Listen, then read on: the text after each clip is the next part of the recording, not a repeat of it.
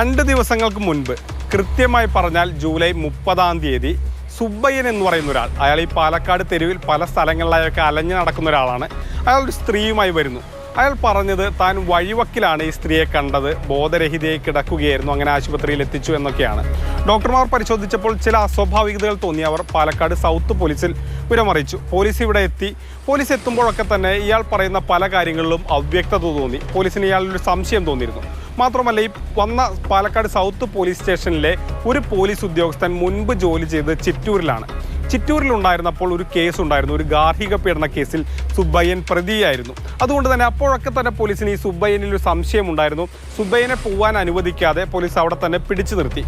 പിന്നീട് ഈ മൃതദേഹം പോസ്റ്റ്മോർട്ടത്തിനായി തൃശ്ശൂർ മെഡിക്കൽ കോളേജിലേക്ക് അയച്ചു. അപ്പോഴൊക്കെ തന്നെ ഈ സുബ്ബയ്യനെ പോലീസ് ചോദ്യം ചെയ്തിരുന്നു.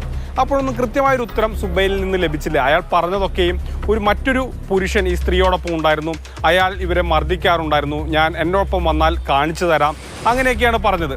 പക്ഷെ അതിലൊന്നും പല അടിസ്ഥാനമില്ല എന്നുള്ളതൊക്കെ പോലീസിന് മനസ്സിലായി.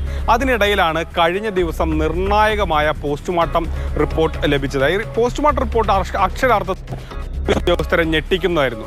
കാരണം ഈ സ്ത്രീ ക്രൂരമായ പീഡനത്തിനിരയായി എന്നുള്ളതാണ്. ഇവരുടെ വാരിയല്ലുകൾ തകർന്നിരുന്നു, ശ്വാസം മുട്ടിച്ചാണ് ഇവരെ കൊലപ്പെടുത്തിയത്.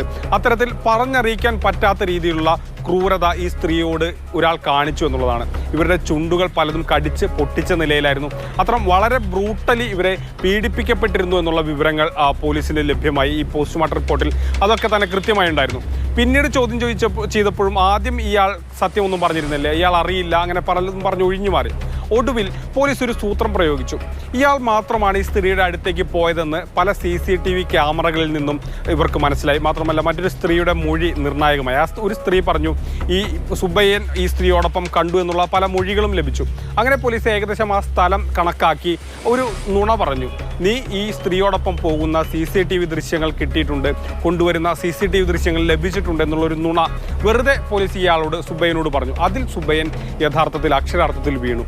അയാൾ ഇതെല്ലാം പോലീസിനോട് സമ്മതിച്ചു, നടന്ന കാര്യങ്ങളൊക്കെ തന്നെ പോലീസിനോട് പറയുകയും ചെയ്തു. അങ്ങനെയാണ് ഈ കേസിൽ നിർണായകമായി ഈ പ്രതിയെ പോലീസിനെ കണ്ടെത്താൻ കഴിഞ്ഞത്.